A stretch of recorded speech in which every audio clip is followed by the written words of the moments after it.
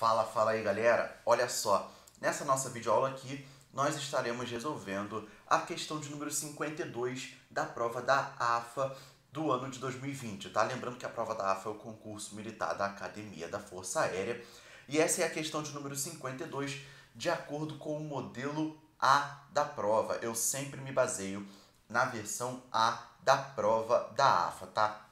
Se você quiser baixar o PDF da prova, versão A, e também o PDF do gabarito, lá no meu site eu sempre disponibilizo esses arquivos. Então, aqui na descrição do vídeo, eu vou deixar um link do meu site. Se vocês clicarem nesse link, vocês vão cair lá numa página do meu site onde vocês conseguem baixar essa prova em formato PDF e também baixar o gabarito dela, beleza?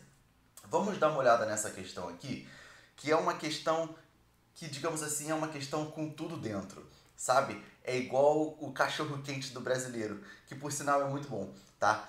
É muito melhor do que um cachorro-quente dos Estados Unidos, por exemplo. É um cachorro-quente com batata palha, com ketchup, com mostarda, com maionese, com milho, com ervilha. Tem até beterraba ralada, cenoura ralada e, se for paulista, tem até purê de batata. Eu nunca provei um cachorro-quente com purê de batata, mas deve ser bom, tá? Deve ser bom. Essa questão tem tudo. Eu acho que a Rafa pegou todos os temas de Física 1 e tentou juntar nesse problema aqui, tá? E é um problema excelentíssimo, por sinal. Vamos dar uma olhada nele aqui. Olha só. A partícula 1, no ponto A, sofre uma colisão perfeitamente elástica e faz com que a partícula 2, inicialmente em repouso, percorra sobre uma superfície a trajetória ABMCD, conforme a figura a seguir. Então, a figura que o problema vai dar pra gente é essa daqui, tá? Nós temos a partícula 1, a partícula 2 no ponto A.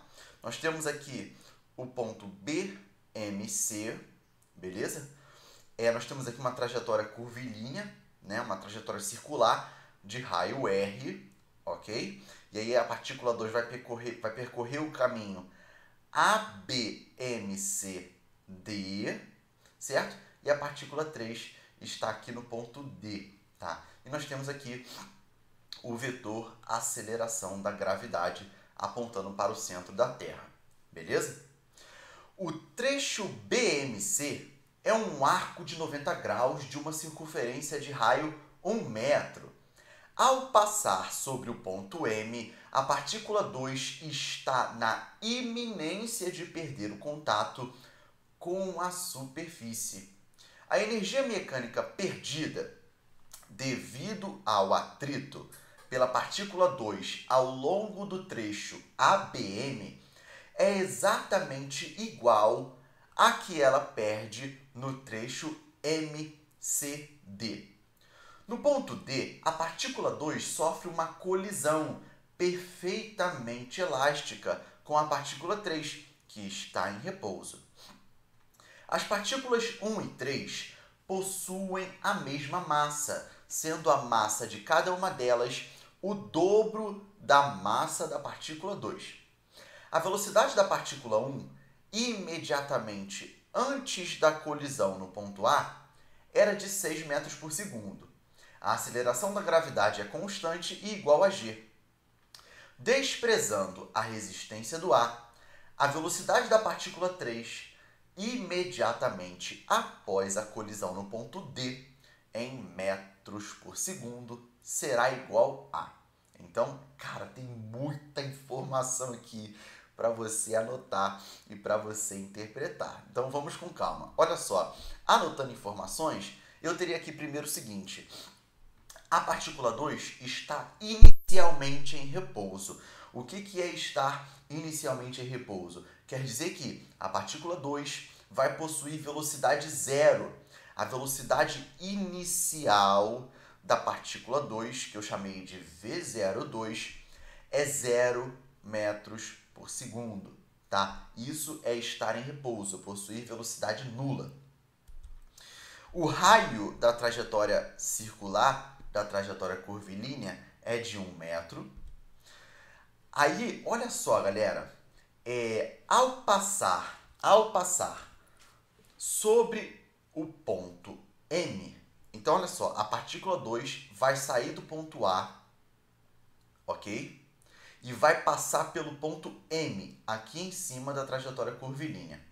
Ao passar sobre o ponto M, a partícula 2 está na iminência de perder o contato com a superfície. Essa é uma informação importantíssima, tá? Então, galera, vamos lá. Quando a partícula 2 está aqui no ponto M, essa partícula vai estar em contato com essa superfície curvilínea. E aí, quando um corpo está em contato com uma superfície, surge uma força que nós vamos chamar de força normal, tá? O que é uma força normal? É uma força que a superfície de contato aplica no corpo de forma perpendicular, tá? Então, se um corpo está em contato com uma superfície, esse corpo vai sofrer a atuação de uma força que nós vamos chamar de força normal. Então, a partícula 2, teoricamente, quando estiver aqui no ponto M, ela sofreria a atuação de uma força normal, que é a força que a superfície da trajetória curvilínea aplicaria na partícula 2. Porém, quando o problema fala que ao passar sobre o ponto M, a partícula 2 está na iminência de perder o contato com a superfície, galera, estar na iminência de perder o contato gera uma consequência muito forte. Qual é a consequência? É que a normal aplicada na partícula 2 no ponto M tende a zero, tá? Porque o contato aqui é quase inexistente, tá? O contato com a superfície, o contato entre a partícula 2 e a superfície quase não existe. Então, por isso que aqui nós não vamos ter a atuação da força normal, porque a partícula 2 está na iminência de perder o contato e isso gera a seguinte consequência. A normal aplicada na partícula 2 no ponto M tende a 0 newtons, tá? E aí esse símbolo aqui tende a, tá? Beleza? Aí outra informação, no ponto D, a partícula 2 sofre outra colisão perfeitamente elástica com a partícula 3 que está em repouso. Então, a partícula 3 inicialmente também está em repouso. Então, o que eu anoto? Que a velocidade inicial da partícula 3 é zero, tá? As partículas 1 e 3 possuem mesma massa, tá? Então, eu anotei aqui embaixo, M1 é igual a M2, que é igual a 2m. E por que 2m? Olha só, as partículas 1 e 3 possuem a mesma massa, sendo a massa de cada uma delas o dobro da massa da partícula 2. Então, se eu falo que a partícula 2 tem massa m, M1 e M3 vai ser o dobro, 2m. Tá ok? Eu anoto isso também, deixo essa relação que é muito fundamental. M2 é igual a M, M1 e M2, e M1 e M3, né, vai ser o dobro, vai ser 2m, e M1 é igual a M3, tá? A velocidade inicial da partícula 1 é de 6 metros por segundo. Então, a velocidade da partícula 1, imediatamente antes da colisão no ponto A, era de 6 metros por segundo. Eu anoto essa informação também, tá? E aqui, a aceleração da gravidade, né? O módulo da aceleração da gravidade é constante, que vale 10 metros por segundo ao quadrado, beleza? O problema não, né? A prova da AFA pede para você adotar o valor de G como 10 metros por segundo ao quadrado em todas as questões, se necessário. E aí, o que o problema quer? Qual é a velocidade que a partícula 3 vai adquirir depois do contato com a partícula 2? Porque olha só, a partícula 2 vai realizar esse trajeto ABMCD, e quando a partícula 2 bate na partícula 3, a partícula 3 ganha velocidade. A pergunta é, qual é o valor dessa velocidade? Então, é isso aqui que o problema quer descobrir. Qual é o valor da velocidade final da partícula 3, que é justamente a velocidade depois da colisão com a partícula 2, tá? Vamos lá. Vamos trabalhar em cima desse esquema, tá? Eu coloquei aqui a relação das massas, tá? M1 é igual a M3, que é igual a 2M, M2 é igual a M, e a normal aplicada na partícula 2 no ponto M tende a 0 newtons. A velocidade inicial da partícula 1 é de 6 metros por segundo, a velocidade inicial da partícula 2 é 0, o raio é de 1 metro, e a velocidade inicial da partícula 3 é 0 também, estava em repouso, ele quer o valor de VF3, tá?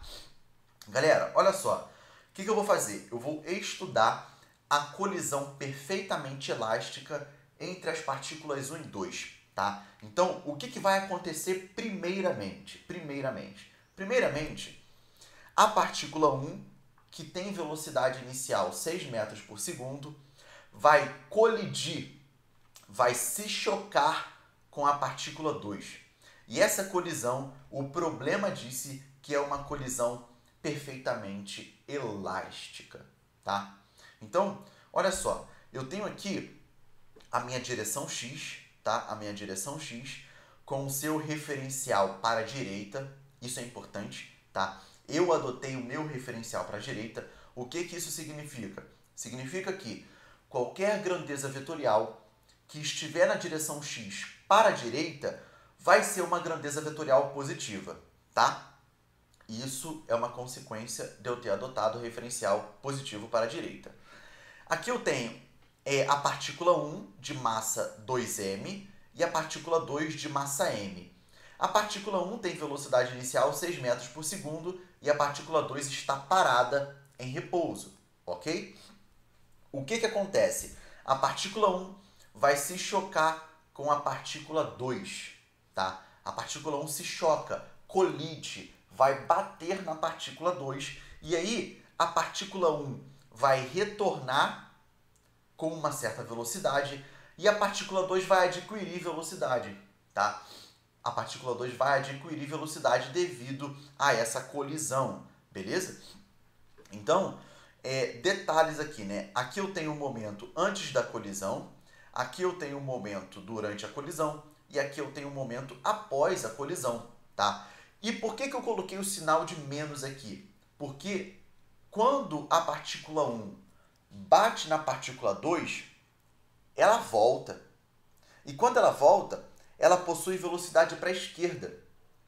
E essa velocidade para a esquerda está contra o meu referencial positivo. Por isso que eu coloco menos VF1. Tá? E aí, aqui, VF1 é a velocidade final da partícula 1 depois da colisão. VF2 é a velocidade final da partícula 2 depois da colisão. E aqui, V01 e V02 são as velocidades das partículas 1 e 2 antes da colisão, tá? O que eu vou fazer aqui? Eu vou aplicar a conservação, né, da quantidade de movimento para esse sistema. Por quê? Porque em colisões perfeitamente elásticas, a quantidade de movimento do sistema é conservada. Existe ali a conservação da quantidade de movimento, né, que é uma das leis também mais importantes da natureza, tá? E aí, olha só, se a quantidade de movimento do sistema se conserva, então a variação da quantidade de movimento é zero, tá? Esse delta aqui, esse triângulo, significa variação e o Q maiúsculo significa a quantidade de movimento. O que é a variação em física? Em física, variação é sempre alguma coisa final menos alguma coisa inicial. Então, a variação da quantidade de movimento é a quantidade de movimento final menos a quantidade de movimento inicial do sistema. Quando eu pego essa quantidade de movimento inicial e coloco para o lado direito da equação, eu mudo o sinal. E aí qual é a consequência? A consequência é que a quantidade de movimento final do sistema vai ser igual à quantidade de movimento inicial. Ou seja, existe ali a conservação da quantidade de movimento. Aí, o que eu vou fazer? Eu vou realizar, né, essas quantidades de movimento em expressões. Então, olha só. Qual é a quantidade de movimento final do sistema? Ora, o sistema aqui é composto pelas duas partículas 1 e 2. Então, a quantidade de movimento final do sistema vai ser a soma das quantidades de movimento finais, né, de cada partícula, tá? Então, olha só, como que eu calculo quantidade de movimento? Massa vezes velocidade. Então, a quantidade de movimento final da partícula vai ser, da partícula não, né, do sistema, vai ser m1 vezes menos vf1.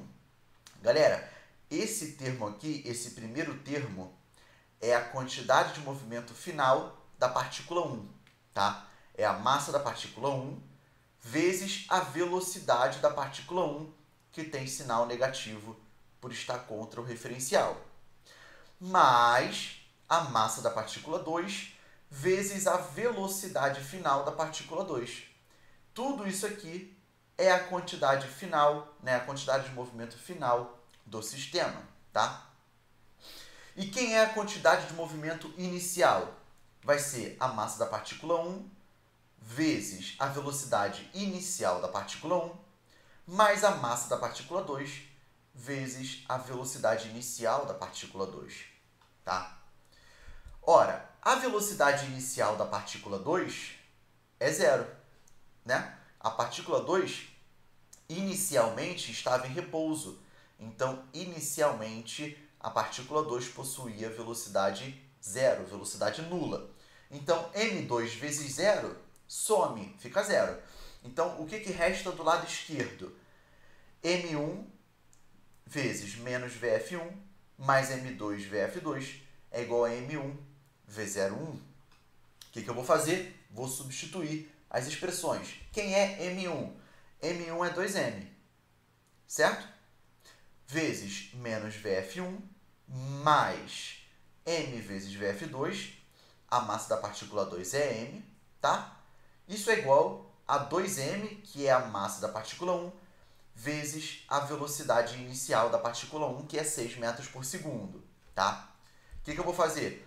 Eu vou dividir ambos os membros da equação por m. Eu vou simplificar a massa. O que resta do lado esquerdo? Menos 2 vf1 mais vf2 é igual a 12, certo? E aí eu vou guardar essa equação, beleza? O que eu vou fazer agora? Eu vou calcular o coeficiente de restituição da colisão perfeitamente elástica entre as partículas 1 e 2, tá? Em colisões, sejam elas elásticas ou inelásticas, nós temos ali um coeficiente muito importante que nós chamamos de coeficiente de restituição da colisão, tá? Que é o Ezinho, o E minúsculo, beleza? Como que nós calculamos esse coeficiente de restituição? Da seguinte forma: o coeficiente de restituição é igual à velocidade de afastamento dividida pela velocidade de aproximação das partículas, tá?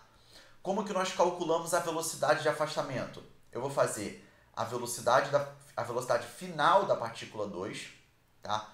Então, olha só, a velocidade de afastamento é em relação depois da colisão, porque depois da colisão as partículas vão se afastar, tá? Então, a velocidade de afastamento no numerador aqui vai ser vf2, que é a velocidade final da partícula 2, menos vf1. E aí o vf1 vem negativo porque está contra o referencial, tá? Qual é a velocidade de aproximação? Antes da colisão, você tem que pensar antes da colisão.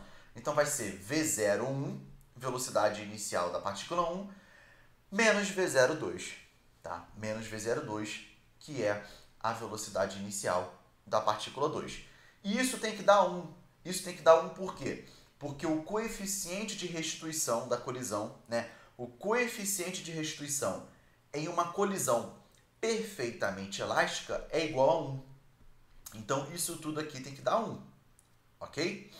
Então, o que fica no numerador? VF2 mais VF1, né? Aqui menos com menos vai ficar mais VF2 mais VF1. E no denominador, 6 menos 0. 6 que é a velocidade inicial da partícula 1. Isso tem que ser igual a 1, tá? O que eu vou fazer aqui? Eu vou multiplicar cruzado, vai ficar 6 vezes 1, então vai ficar VF2 mais VF1 é igual a 6. E aí, olha só, eu tenho duas equações com duas incógnitas. Posso formar um sistema e posso encontrar os valores dessas incógnitas, beleza? Então, essa equação aqui, olha, essa primeira equação eu construí realizando, né, estudando a conservação da quantidade de movimento. Essa equação, essa segunda equação, eu construí estudando o coeficiente de restituição de uma colisão perfeitamente elástica. Vou resolver esse sistema. O que eu posso fazer aqui? Eu posso subtrair a primeira equação da segunda. O que vai restar do lado esquerdo? Menos 3 VF1 é igual a 6, ou seja, VF1 é igual a menos 2 metros por segundo. O que isso significa, galera? Significa que, inicialmente, a partícula 1 estava com 6 metros por segundo. Depois da colisão, a partícula 1 vai retornar com uma velocidade de menos 2 metros por segundo. E menos 2 porque está contra o referencial. Ok? Qual é a velocidade final da partícula 2? É só eu escolher uma das equações e substituir o valor. Eu sei que VF2 mais VF1 é igual a 6, de acordo com a segunda equação. O que eu vou fazer? Eu vou substituir o valor. Vai ficar VF2 mais menos 2, que é o valor de VF1, é igual a 6.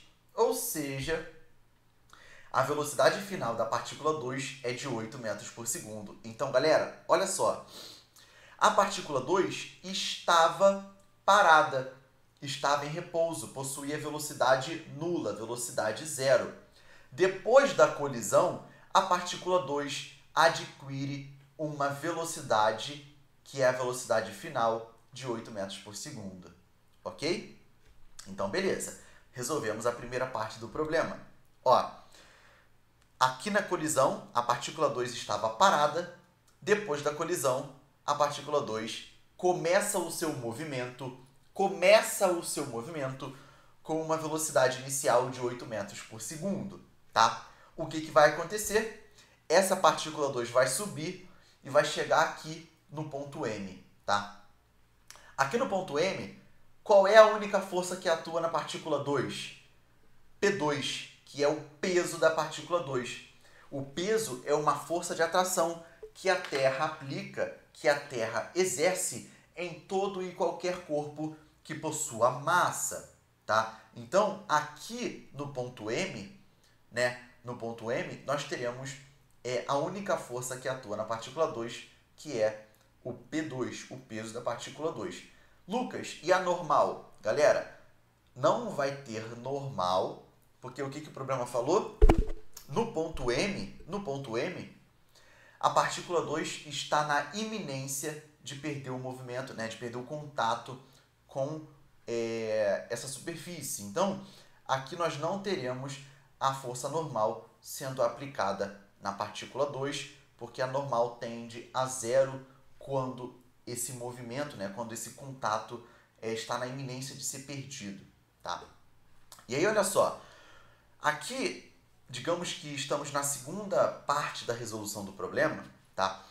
Aqui nós teremos o seguinte, percebam que aqui eu tenho um movimento circular, e no movimento circular eu tenho uma força resultante que nós chamamos de força resultante centrípeta. Se um corpo realiza um movimento curvilíneo, se um corpo realiza um movimento circular, esse corpo, né, vai ter uma resultante, vai ter uma força resultante que nós vamos chamar de força resultante centrípeta, ok? Então, galera, o que é uma força resultante? É um somatório de forças. Força resultante é o resultado de um somatório das forças que atuam em um corpo, tá? Então, olha só, estudando a força resultante centrípeta da partícula 2 no ponto M, o que nós teremos? esse símbolo aqui é o símbolo de somatório, tá? Então, a soma das forças que atuam na partícula 2 no ponto M é igual à força resultante da partícula 2 no ponto M, ok? Que vai ser a própria força resultante centrípeta. Por que vai ser igual à própria força resultante centrípeta? Porque a partícula 2 está realizando um movimento circular, tá? E aí, olha só, qual é a força resultante na partícula 2? É o próprio peso. O peso da partícula 2 é a única força que atua nela, né, aqui na direção vertical, né? E aí, eu tenho aqui que vai ser igual à força resultante centrípeta. Como que eu calculo o peso? O peso é a massa vezes o módulo da aceleração da gravidade. A força resultante centrípeta é a massa vezes a aceleração centrípeta, tá? E aí, o que eu vou fazer? Eu vou substituir a aceleração centrípeta. Como que eu calculo a aceleração centrípeta? mv ao quadrado dividido pelo raio de curvatura. Então, do lado esquerdo fica mg, do lado direito fica mv ao quadrado dividido pelo raio, né? Na verdade, aqui eu confundi, a aceleração centrípeta se calcula por v ao quadrado dividido pelo raio, tá? Então, mv ao quadrado dividido por r. Vou simplificar, né, essa massa, né? Eu vou dividir ambos os membros da equação por m, tá? E aí, o que eu tenho do lado esquerdo? Que g é igual a v ao quadrado dividido pelo raio. O que eu vou fazer? Eu vou multiplicar cruzado, v ao quadrado é igual ao raio vezes o módulo da aceleração da gravidade.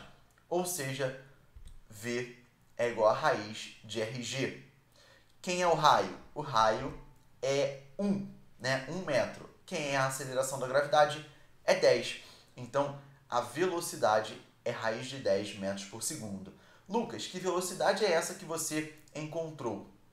Galera, a velocidade que eu encontrei é a velocidade da partícula no ponto M, tá? Então, por que eu fiz essa resultante? Por que eu fiz isso tudo aqui?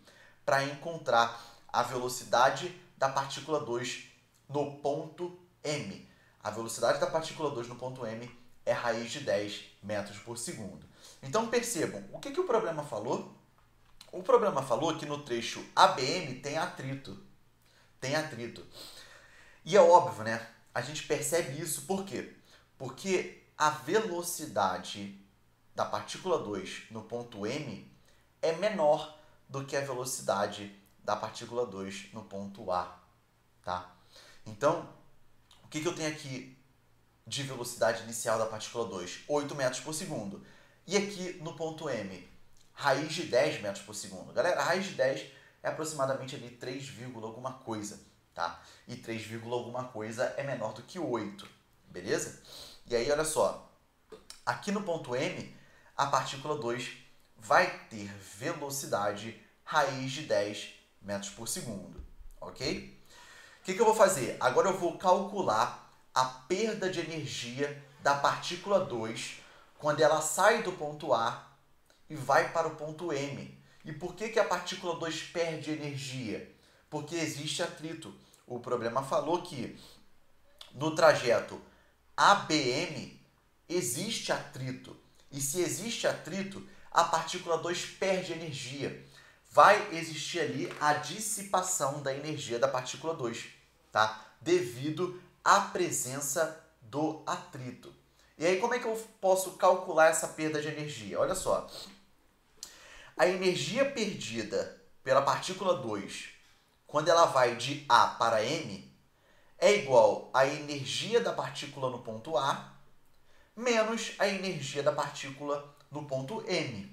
Eu posso calcular essa energia perdida dessa simples forma, né? Com essa simples relação aqui, tá?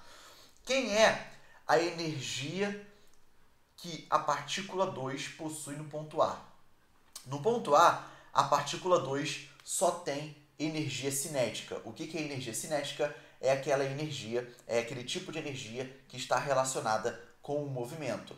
Então, aqui no ponto A, a partícula 2 tem energia cinética. Como que nós calculamos energia cinética? A massa da partícula vezes a sua velocidade ao quadrado dividido por 2. E aqui vai entrar a velocidade inicial da partícula 2, tá? Menos quais são os tipos de energia que a partícula 2 tem no ponto M. No ponto A é isso aqui, e no ponto M vai ser isso tudo aqui. Por quê? Porque no ponto M, a partícula 2 tem energia cinética. Por quê? Porque ela tem velocidade, então ela vai possuir energia cinética. E ela também tem a energia potencial gravitacional. O que é a energia potencial gravitacional? É aquele tipo de energia que está relacionado com um certo desnível a um plano horizontal de referência. O nosso plano aqui é o chão, é o solo. Então, como a partícula 2 está a uma certa distância do solo, ela vai possuir energia potencial gravitacional no ponto M. Então, olha só, ela vai ter energia cinética. Como que nós calculamos a energia cinética no ponto M? Vai ser a massa da partícula 2 vezes a sua velocidade ao quadrado no ponto M, que é o V2, dividido por 2, mais a sua energia potencial gravitacional, que é a massa vezes o módulo da aceleração da gravidade vezes o desnível. Qual é o desnível que a partícula 2 possui no ponto M em relação ao solo? 2R. Percebam, o chão está aqui, né? O solo. O ponto M está aqui. E aqui eu tenho 2R. Aqui eu tenho R e aqui eu tenho R. Tá? Então, o desnível da partícula 2 em relação ao chão é 2 vezes o raio. Então, vai ficar o seguinte. Eu vou substituir os valores. Tá? E aí eu vou ter M vezes 8 ao quadrado. 8 é a velocidade inicial da partícula 2. Tudo isso dividido por 2. Ok? Menos, abre parênteses, M vezes a raiz de 10 ao quadrado, que é o V2. Tudo isso dividido por 2. Mais M vezes 10, que é o módulo da aceleração da gravidade, vezes 2 vezes o raio, que é 1. Tá? Como é que fica isso tudo? 64M dividido por 2, menos, abre parênteses, 10M sobre 2 mais 20M. Vou realizar aqui umas simplificações. 64 por 2 e 10 por 2. Eu tenho 32M menos 5M mais 25M. Tá? Ou seja, 32M menos 25M, eu tenho 7M. Ou seja, o que eu fiz aqui? Eu calculei a energia perdida pela partícula 2 para sair de A até M, certo? Para ir de A até M em função da sua massa.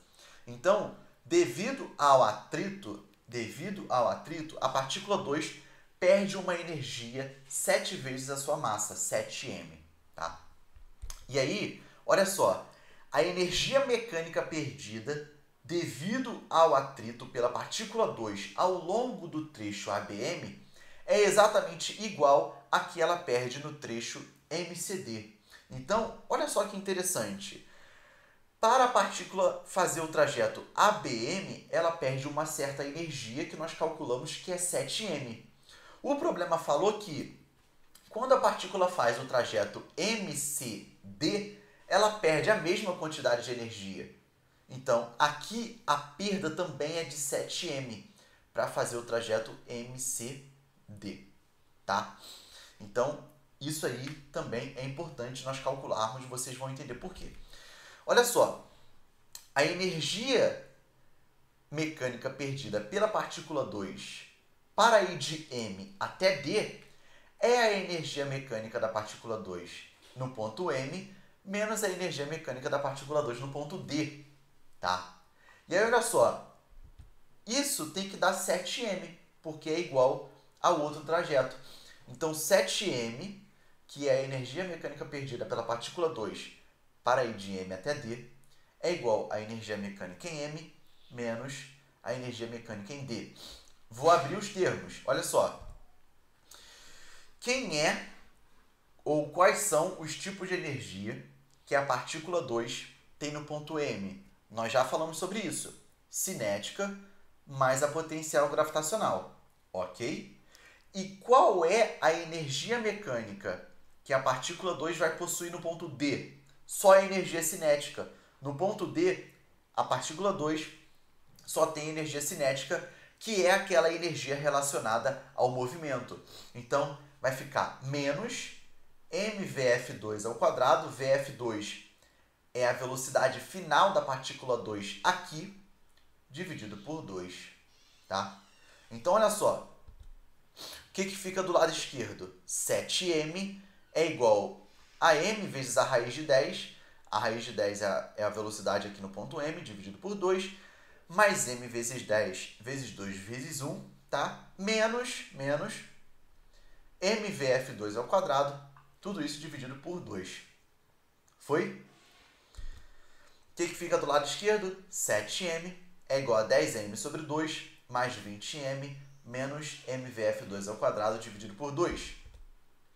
Vou simplificar o 10 com 2. 7m é igual a 5m mais 20m menos mvf2 ao quadrado dividido por 2. 7m é igual a 25m menos mvf2 ao quadrado dividido por 2. O que eu vou fazer? O que eu fiz aqui, né, no caso?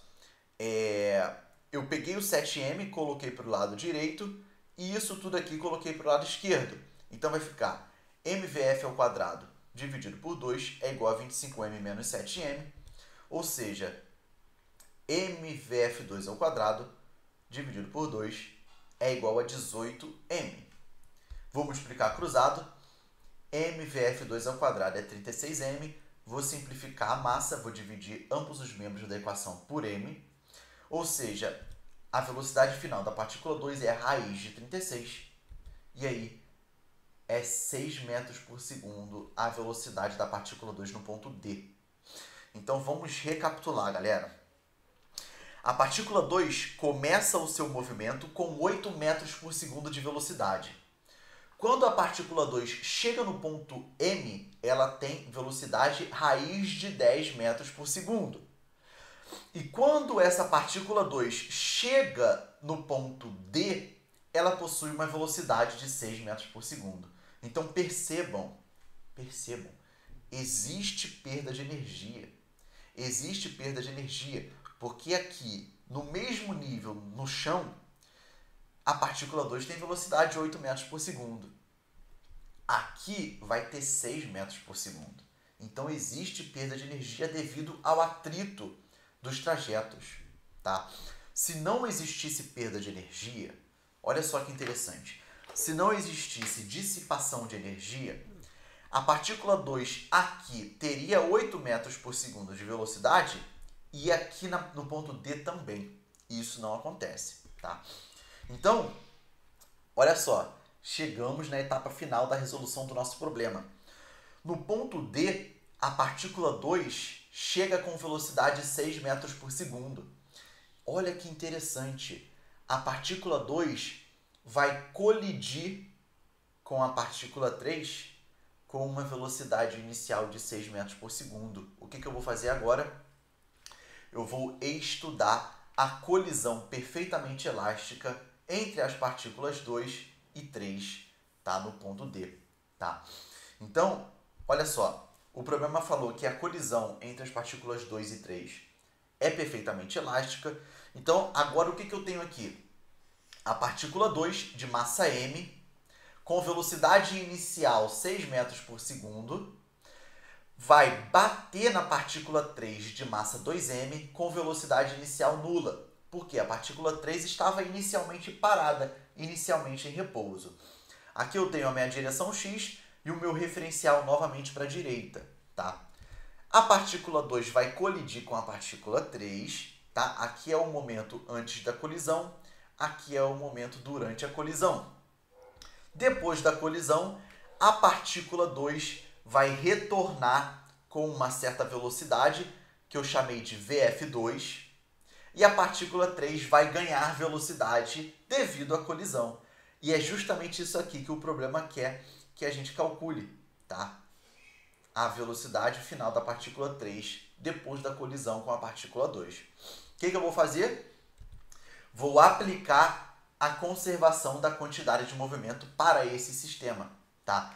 Ou seja, a variação da quantidade de movimento é zero, tá? Por quê? Porque em colisões perfeitamente elásticas, a quantidade de movimento do sistema é conservada. Ou seja, a quantidade de movimento final do sistema menos a quantidade de movimento inicial é zero. Ou seja, a quantidade de movimento final do sistema é igual à quantidade de movimento inicial. E aí eu teria o seguinte, a massa da partícula 2 vezes a velocidade final da partícula 2 mais a massa da partícula 3 vezes a velocidade final da partícula 3 é igual a massa da partícula 2 vezes a velocidade inicial da partícula 2 mais a massa da partícula 3 vezes a velocidade inicial da partícula 3. Tá? Isso tudo aqui é a quantidade de movimento final do sistema e isso tudo aqui é a quantidade de movimento inicial do sistema. Lembrando que o sistema agora é composto pelas partículas 2 e 3. Tá? E aí, olha só, eu vou ter o seguinte, eu vou ter que a velocidade inicial da partícula 3 é zero. Por quê? Porque a partícula 3 inicialmente está parada, inicialmente está em repouso. Tá? E aí, olha só, eu vou ter M2VF2 mais M3VF3 é igual a M2V02. Tudo isso aqui vai sumir, porque a velocidade inicial da partícula 2 é zero, é nula. Na verdade, a partícula 3, né? A partícula 3 inicialmente está parada em repouso, tá?